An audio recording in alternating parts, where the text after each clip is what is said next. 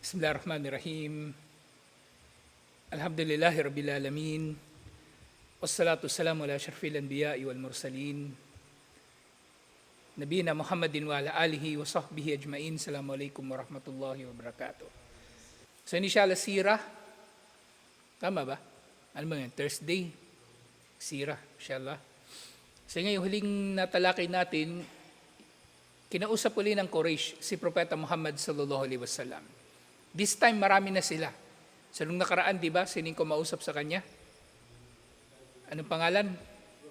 Si Utbah bin Rabi'ah. At ngayon lahat na sila kumausap kay Propeta Muhammad sallallahu alaihi wasallam, pero ganun pa rin ang kanyang tugon. Pareho yung offer nila, pero ganun pa rin, tumatanggi pa rin si Propeta Muhammad sallallahu alaihi wasallam.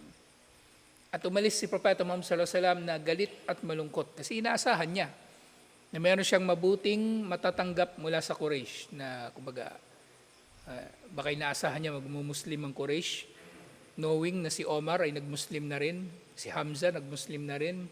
So hindi malayo na magmumuslim na rin ang iba pa. Pero ganito ang nangyari pala. Kaya siya ay nalungkot. At nga pag-alis ni Propeta Muhammad sallallahu alaihi wasallam, walam man sarafa Rasulullah sallallahu alaihi wasallam anhum khatabahum Abu Jahal fi kibriyaihi. Nang umalis si Propeta Muhammad sallallahu alaihi wasallam, iniwan niya sila, kinausap ni Abu Jahal ang kanyang mga kasama ng mayroong pagyayabang. Waqala ya ma'syara Quraysh, sabi ni Abu Jahal, o mga taga Quraysh, inna Muhammadan kad aba illa ma tarawna min aibin illa ma tarawna min aibi dinana. So si Muhammad sallallahu alaihi wasallam daw ay tumanggi na sa kanilang offer. At wala kayong makikita sa kanya liban na lamang sa pamimintas sa ating relihiyon. Wasyatmu abaina, at pangahamak sa ating mga ninuno. Watasfihu ahlamana, at paggawa sa atin na maging na tanga. Huwag ginagawa tayong tanga ni Muhammad sallallahu alaihi wasallam. Wasyatamu alihatana, minumura ni Propeta Muhammad sallallahu alaihi wasallam daw ang kanilang mga Diyos-Diyosan. Wa anni uahidullah la ajlisanna lahu bihajrin ma atiku hamlahu. So si Abu Jahal, nagbigay siya ng kanyang banta. Sumpa kay Allah, dadaganan ko siya ng bato, pinakamabigat na bato na kaya kong buhatin. Dadaganan daw niya si Propeta Muhammad sallallahu alaihi wasallam ng bato na pinakamabigat na kaya niyang buhatin. Ibig sabihin, malaki talagang bato ang pinaplano ni Abu Jahal.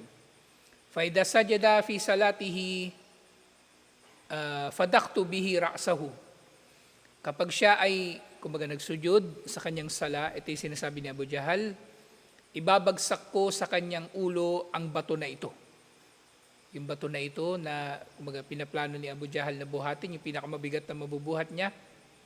Fa aslimuni and dadalika aw imnauni. Papayag ba kayo dito o pipigilan ninyo ako?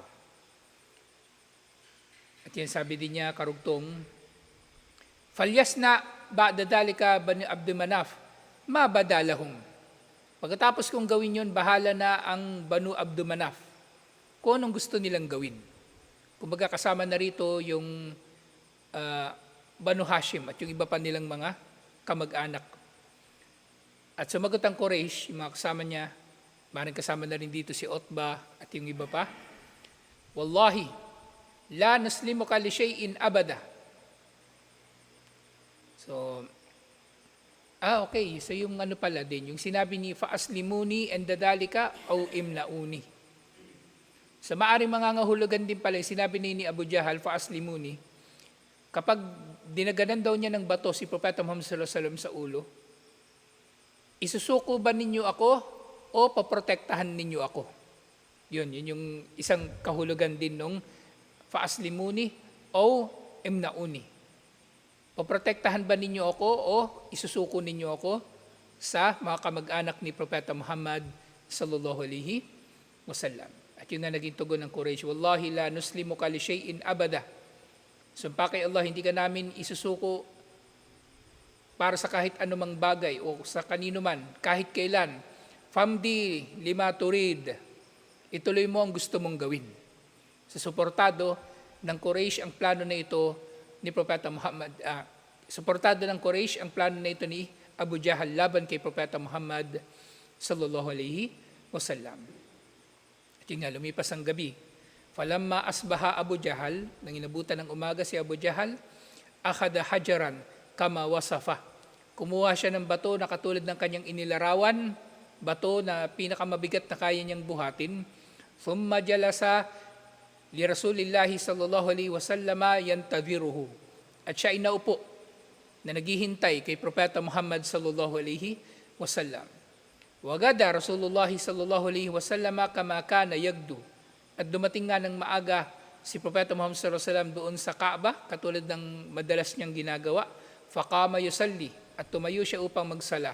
Waqad gadat Qurayshun fajalasu fi andiyatihim yantadiruna ma Abu Jahlin fa'ilun. At habang nangyayari yon, dumating na rin yung Quraysh at naupo na sila sa kanilang mga pwesto, hinihintay nila kung ano ang gagawin ni Abu Jahal kay Propeta Muhammad sallallahu alaihi wasallam. So lahat sila, kumbaga, umalis na rin ng kanilang mga bahay, nagtipon na sila doon at pumesto na sa kanilang mga kinuupuan na naghihintay kung anong gagawin ni Abu Jahal. Falamma sajada Rasulullah sallallahu alaihi wasallam, ihtamala Abu Jahal al-hajra.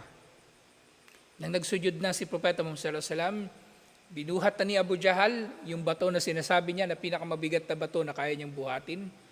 Isipin niyo to, kung gaano kabigat ito. Ano ba yung bato na kayang buhatin ng tao pinakamabigat? 20 kilos, 30 kilos, yung malaking bato. Mabigat. Babagsakan ka nga nun sa paa eh. Lahat na ng mura gagawin mo eh. Di ba? Babagsakan ka ng martilyo sa paa. Lahat na ng mura, mumurahin mo. Ito bato, ilang kilo, babagsak sa ulo ni Propeta Muhammad sallallahu alaihi wasallam, thumma aqbala nahwahu. At tumunga na siya kay Propeta Muhammad sallallahu alaihi wasallam, hatta idha dana minhu raja'a munhaziman mumtakian lawnahu.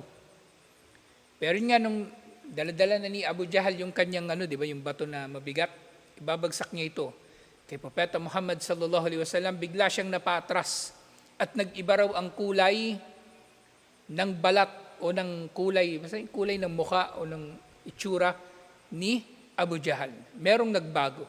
Meron siyang, kumbaga, nakita o naranasan o nasaksihan na nakakatakot.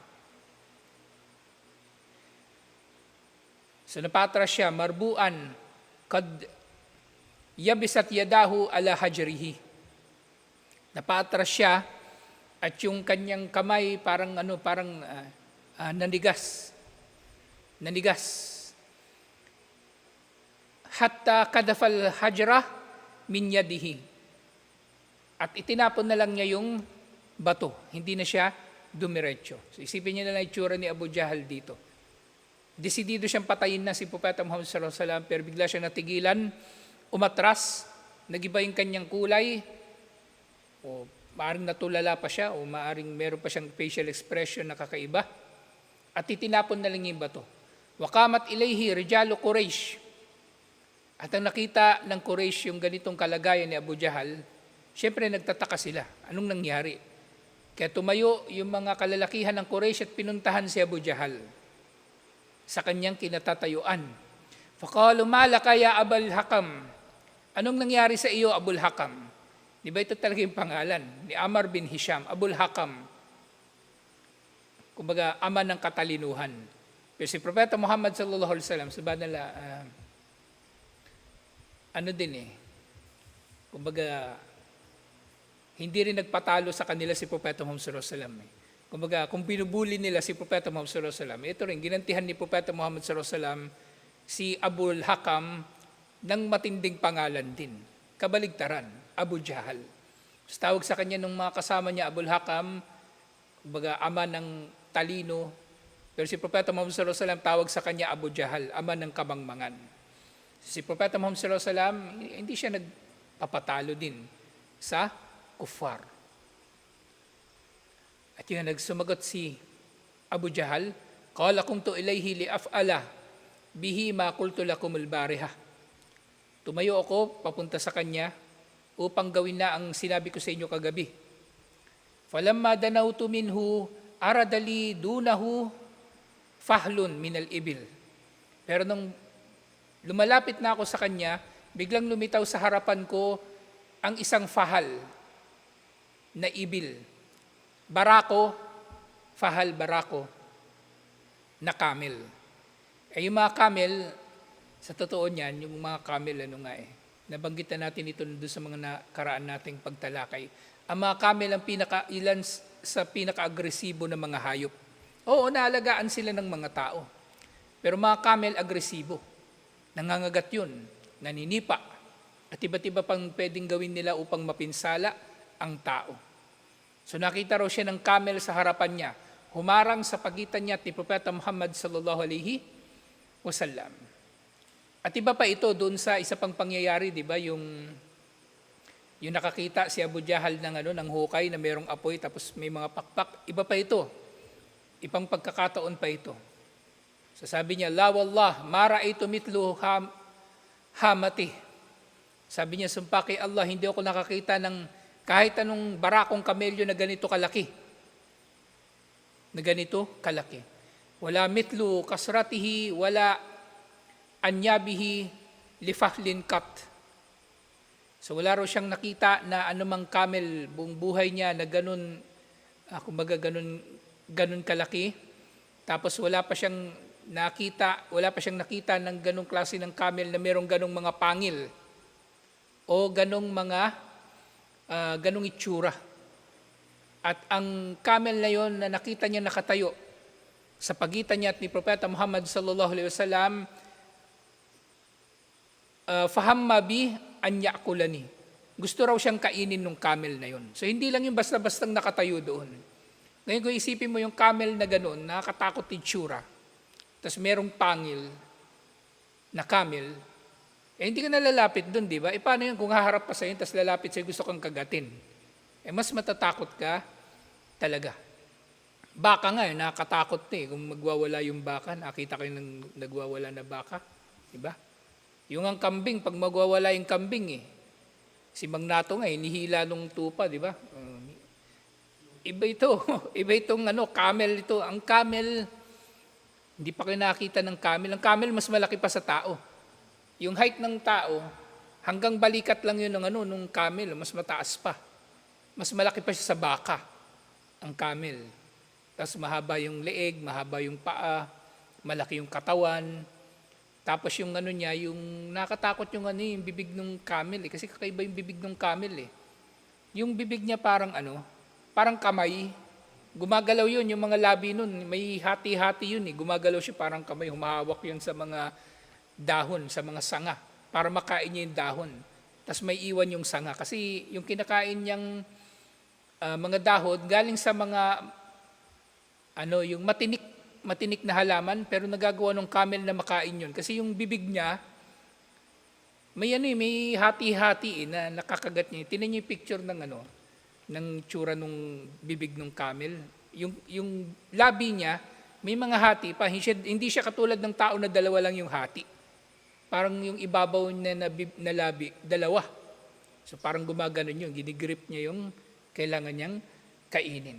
Nakakatakot nga itong nakita ni Abu Jahal. Nakakatakot. At sinabi ni Ibn Ishaq, فَذَكَرَ لِي أَنَّ رَسُولُ اللَّهِ صَلَّى اللَّهُ عَلَيْهِ وَسَلَّمَ قَالَ ذَلِكَ جِبْرِيلَ عَلَيْهِ السَّلَامِ. So yaon daw si Jibril alayhi salam, law dana la akhadahu. Kung lalapit pa raw si Abu Jahal, ay kinuha na siya ni Jibril alayhi salam. So mula rito, sa may kita rin natin yung dalil na si Jibril alayhi salam ay merong kakayanan na magpalit ng anyo. may kapangyarihan siya na magpalit ng anyo. Siyempre, sa kapangyarihan ni Allah, na si Jibril alayhi salam, 2 beses lang siya nakita ni Propeta Muhammad sallallahu alaihi wasallam sa tunay niya na anyo. Doon sa pagsisimula ng Be'tha at doon sa Sidratul Muntaha, sa Al-Isra wal Mi'raj. Pero kapag nandito si Jibril alayhi salam sa dunya at nakita siya o nasaksihan siya ni Propeta Muhammad sallallahu alaihi wasallam, nasa iba pa siyang anyo. Nasa iba siyang anyo. So dito nag-anyo siya na dambuhalang camel na nakakatakot. Dambuhalang camel na nakakatakot. So yun nga, yun yung huling nabanggit doon ng pagtatangka ni Abu Jahal na patayin si Propeta Muhammad sallallahu alaihi wasallam. Kaya gumawa na naman yung Quraysh ng panibagong plano. Walamma fashalat Quraysh fi mufawadatihim al-mabniya ala igra'i wat targhib wat tahdid wat tarhib wa khaba Abu Jahal fima abdahu minar rauna wa qasdil fatk tayaqadat fihim ragbatul wusul ila halli hasifi yankiduhum amma hum fihi. So nang pumalpak daw ang Quraysh sa kanilang pakikipagnegosasyon kay Propeta Muhammad sallallahu alaihi wasallam, ano ba yung nilalaman ng pakikipagnegosasyon nila na yun? Kumbaga, pang-aakit kay Propeta Muhammad sallallahu alaihi wasallam, o kaya nung hindi sila nagtagumpay doon, pinagbantaan na nila si Propeta Muhammad sallallahu alaihi wasallam. So nung pumalpak yun, tinangka ni Propeta Muhammad sallallahu alaihi wasallam, o tinangka ni Abu Jahal. Nung pumalpak yun, tinangka ni Abu Jahal na patayin si Propeta Muhammad sallallahu alaihi wasallam. Pero nga, pumalpak siya. Kaya ngayon, nag-iisip na naman sila ng magandang solusyon sa kanilang kinakaharap na problema. Kasi nauubusan na sila. Nauubusan na talaga sila ng gagawin. Walam yakunu yajzimuna anna nabi sallallahu alaihi wasallam ala batilin bal kanu kama qala Allah ta'ala la fi shakkin minhu murib. Sa yung Quraysh, kumbaga, hindi nila kayang mapatunayan na si Propeta Muhammad sallallahu alaihi wasallam may mali. Kaya nga tama yung sinabi ni Allah na ang Quraysh, wala sila sa katinuan. Wala sila sa katiyakan na mali si Propeta Muhammad sallallahu alaihi wasallam. Ang kanilang pagtanggi kay Propeta Muhammad sallallahu alaihi wasallam, ang ugat nito, yun nga, sila daw ay nasa shakkim minhu murib. Sila ay nasa matinding pagdududa na dahil dito sila ay nag-aalinlangan. Sila mismo nag-aalinlangan. Tama ba? Si Propeta Muhammad sallallahu alaihi wasallam, mali ba siya? Hindi sila sigurado. Kahit sila sa kanilang mga sarili, hindi sila sigurado kung tama ba yung kanilang ginagawa, tama ba ang kanilang hindi paniniwala kay Propeta Muhammad sallallahu alaihi wasallam. Fara'aw an yusawamuhu sallallahu alaihi wasallam fi umurid din.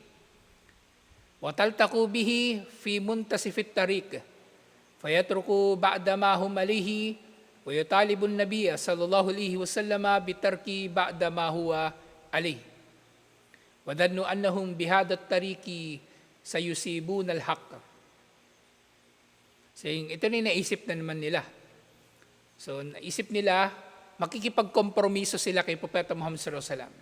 Kung iaalok nila, kumbaga, sige, magkakaroon tayo ng kapayapaan, lalong-lalo na may kinalaman sa relihiyon, so magbigayan tayo, sabi ng Quraysh.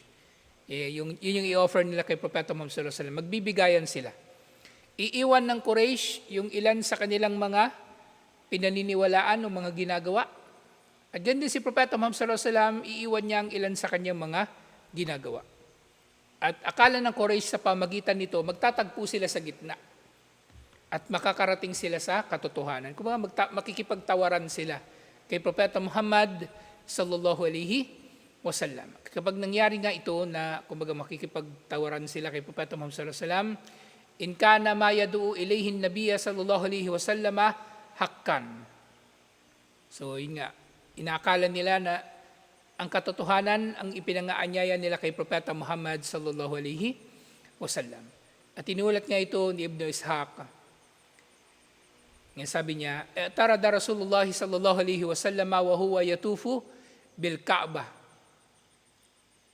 Al-Aswad bin Al-Muttalib bin Asad bin Abdul Uzza wal Walid bin Al-Mughira wa Umayya bin Khalaf wal As bin Wa'il as-Sahmi. Wa kanu dawa asnanin fi qaumihim. Sa panahon pala na ito, buhay pa si Al-Walid bin Al-Mughira, yung tatay ni Khalid bin Al-Walid. So habang si Propeta Muhammad sallallahu alaihi wasallam daw yung umiikot sa Kaaba, pumunta raw kay Propeta Muhammad sallallahu alaihi wasallam si Al-Aswad bin Abdul Muttalib, o Al-Aswad bin Al-Muttalib bin Asad bin Abdul Uzza, kumbaga lolo na ito o uncle ni Propeta Muhammad sallallahu alaihi wasallam. Lolo, kumbaga lolo pala. Gayun din si Al-Walid bin Al-Mughira, buhay pa pala siya nung panahon na ito. Buhay pa siya. So nasaksihan pa pala ni Al-Walid yung pagmumuslim ni Omar. Si Umayya bin Khalaf nandito, yung boss ni Bilal. Si Al-As bin Wa'il as-Sahmi, tatay ni Amr bin Al-As, na sila yung pinakamatatanda sa kanila, sa Quraysh. So nandun sila, pumunta kay Propeta Muhammad sallallahu alaihi wasallam. At sabi nila, qalu, kumbaga, paano ba ito? I'tarada. Kumbaga, nilapitan nila si Propeta Muhammad sallallahu alaihi wasallam at meron na naman silang inalok kay Propeta Muhammad sallallahu alaihi wasallam. Sabang nagtatawaf si Propeta Muhammad sallallahu alaihi wasallam, tinawag nila, inistorbo nila kumbaga, at meron na naman silang inaalok na panibago. So dito, hindi kasama si Abu Jahal. Ang mga nandito, yung mga matatanda na ng Quraysh. Sabi niya, Ya Muhammad, halumma falna'buda ma ta'bud. Sabi nila, Muhammad, halina at sambahin natin ang anumang sinasamba mo. Kumbaga, pati sila, sasambahin nila. Kumbaga, hayaan mo kami na sambahin ang sinasamba mo. Hayaan mo kami na sambahin ang sinasamba mo. Halumma falna'budu ma ta'bud. Hayaan mo kami na sambahin ang sinasamba mo. Wa ta'buda ma na'bud. At gayon din naman, sambahin mo ang sinasamba namin. Fanashtariku nahnu wa anta fil amr. Magsasalo tayo at kayo, magsasalo kami at ikaw sa isang bagay.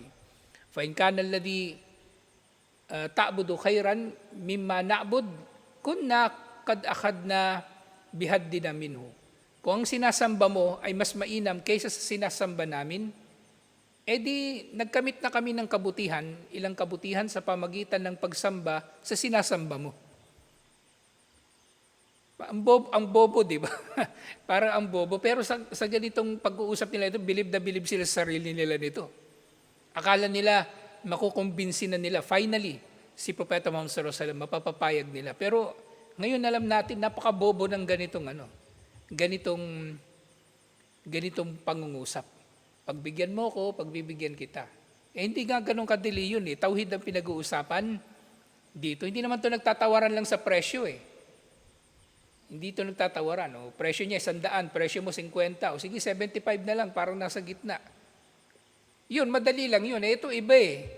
Paraiso, impyerno yung kapalit nito. So sabi nila, kung yung sinasamba mo mas mainam kaysa sa sinasamba namin, kapag kami sumamba sa sinasamba mo, kahit sa ilang pagkakataon lang, hindi nakagawa kami nagkamit kami ng kabutihan, kumbaga. Wa in kana ma na'budu, khairan mimma ta'bud, kunta kad dakhadta bihaddika minhu. At kung yung sinasamba namin, mas mainam kaysa sinasamba mo, di nakakuha ka na rin ng kabutihan. Kasi sumamba ka sa mas mainam na sinasamba dapat. Yung mga ganitong linya, nalala ko tuloy si nagmumodus. Nalala ko bigla kasi pagka nagbabasa ako ng libro, hindi yung maganda sa libro nagbabasa ka. Kasi habang nagbabasa ka ng libro, tumatakbo yung imagination mo Tumatakbo. Wala kang kaharap, wala kang nakikita, wala kang naririnig. Sa utak mo lang nakikita yung mga binabasa mo. Yung iniisip ko estilo ng pagsasalita dito, parang kung paano magsalita si Max Alvarado. Ganon. Parang yung hindi mo siya seseryosohin kasi alam mo tanga ang tanga-tanga nung kanyang ino-offer. Pero siya bilib na bilib sa sarili niya. Bilib na bilib sa sarili niya. At yun nga dito, hindi na tumugon si Propeta Muhammad sallallahu alaihi wasallam uli ng sarili niyang pananalita. Fa'anzalallahu ta'ala fihim, at ibinaba ni Allah subhanahu wa ta'ala sa kanila yung ano?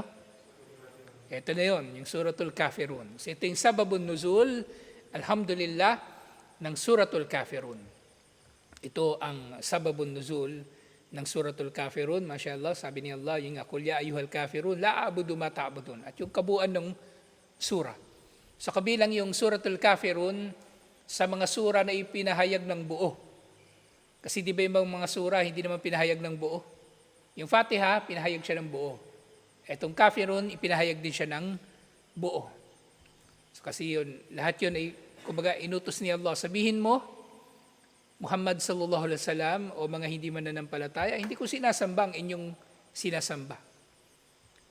Hindi ko sinasamba ang inyong sinasamba. O hindi ko sasambahin. Hindi ko sasambahin ang inyong sinasamba. At yun nga, wa akhraja Abdu bin Humaid wa gayruhu an Ibni Abbas anna Quraishan qalat, at iniulat ni Abdu bin Humaid mula kay Ibn Abbas na sinabi ng Quraysh, law istalamta alihatana laabadna ilahuk. Sabi nila, kumbaga, bago pa ito yung pagkakapahayag ng Suratul Kafirun, na kabilang ito dun sa kanilang offer. Kung ikaw ay sasamba o susuko sa aming mga Diyos, sasambahin din namin ang Diyos mo. Diba? Ganun ulit. Parang ganun lang yung kahulugan. Iba lang yung pananalita. Pero nga, ibinaba ni Allah, fa'anzalallah, qul ya ayyuhal kafirun. As-suratu kullaha akhraja ibnu Jarir wa gayrahu anhu anna Quraishan qalu li Rasulillahi sallallahu alaihi wasallam ta'budu alihatana sanatan wa na'budu ilahaka sanatan. So, iniulat pa ni na Ibn Jarir na sinabi din ng Quraysh kay Propeta Muhammad sallallahu alaihi wasallam na ganito na lang, sasambahin mo ang Diyos namin sa loob ng 1 taon at sa susunod na taon, sasambahin namin ang Diyos mo ng 1 taon. Kumbaga, nag-iisip sila nga ng kanilang iba't ibang mga i-offer kay Propeta Muhammad sallallahu alaihi wasallam, pero ganun pa rin. Hindi pwede. Kaya dito, ipinahayag yung isa pang aya. Hindi ito bahagi ng Suratul Kafirun, ng Suratul Rum, verse 64. Kul, afagayrallahi ta'muruni.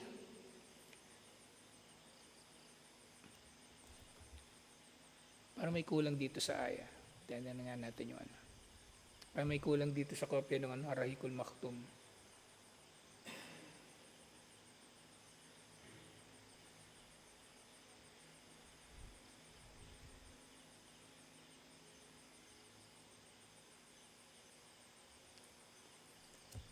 Suratul Rum 64.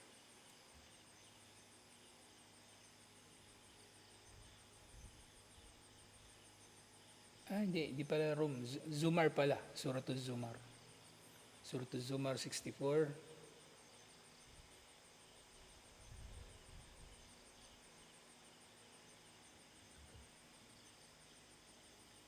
Ayun nga. Kul afagayrallahi ta'muruni o ta'muruni. Yun pala. May shadda yung nun. Yun nga yung ano. Kul afagayrallahi ta'muruni a'budu ayyuhal jahilun. Iba pa ba liban kay Allah ang iniutos ninyo na sambahin ko? Kayong mga mangmang. So yun yung pinasabi ni Allah kay Propeta Muhammad sallallahu alaihi wasallam doon sa Quraysh. At yun nga, syempre hindi ito nagustuhan ng Quraysh. At si Allah subhanahu wa ta'ala, walamma hasamallahu ta'ala hadihil mufawada al-mudhika bihadihil fasila al-jazima lam tay'as Qurayshun kullul yas. Yung nga ng, kumbaga, sinupalpal na ni Allah. Kumbaga, sinupalpal na ni Allah ang mga nakakatawan na offer ng Quraysh. Hindi pa rin sumuko, hindi pa rin nawalan ng pag-asa ang Quraysh. Bal, abdu mazidan minat tanazuli bisyartin an yajri nabi sallallahu alaihi wasallam ba'da ta'dil fima ja'a bihi min at-ta'limat. So nung nangyari na ngayon, hindi nga sumuko yung Quraysh. Sumunod na ginawa nila, humiling sila kay Propeta Muhammad sallallahu alaihi wasallam. Pwede bang baguhin mo yung ilan sa mga ipinahayag sa iyo ni Allah? Kung baguhin mo ng konti lang kasi masyadong, halimbawa, sasabihin nila, baguhin mo ng konti, masyadong masakit eh. Ayun nga, medyo ano mo lang, gawin mo lang mild, kumbaga. Pero yun nga, sumagutan naman si Propeta Muhammad sallallahu alaihi wasallam sa kanila sa pamagitan uli ng aya. Sa pamagitan ng aya. Sabi,